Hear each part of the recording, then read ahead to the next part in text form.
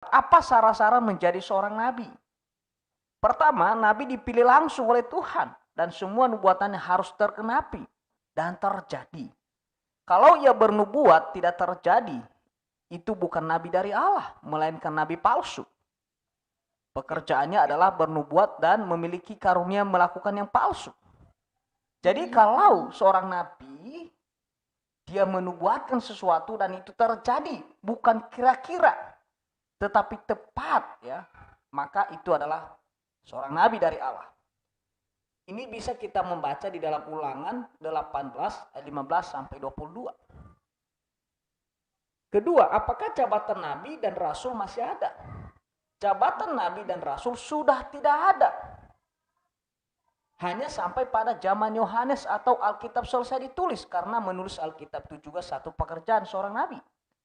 Jadi setelah, ya, Alkitab dikanonisasi oleh para nabi dan para rasul, maka secara otomatis jabatan nabi dan jabatan rasul berhenti.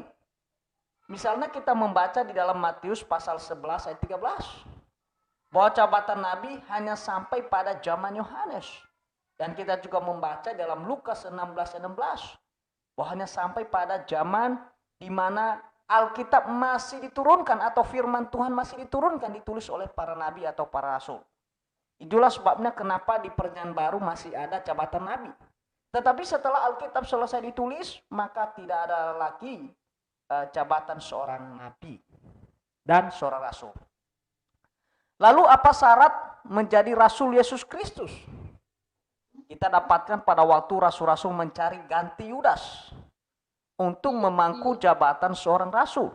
Maka para rasul memberi kriteria. Hal ini diceritakan atau dikisahkan atau dituliskan oleh Lukas di dalam Kisah Para Rasul pasal 1 ayat 20 sampai 21. Pertama, syarat untuk menjadi seorang rasul yaitu orang yang hidup dan bersama-sama dengan para rasul pada waktu itu, yaitu yang sepelayanan dengan Yesus Kristus dan sepelayanan dengan para rasul. Artinya saksi mata dalam pelayanan Yesus di bumi. Kedua, ikut dalam baptisan Yohanes. Dan ketiga, saksi mata pada peristiwa kebangkitan Yesus Kristus. Dan yang keempat, saksi mata pada peristiwa kenaikan Yesus Kristus. Jadi Alkitab menuliskan syarat-syarat seorang nabi dan seorang rasul.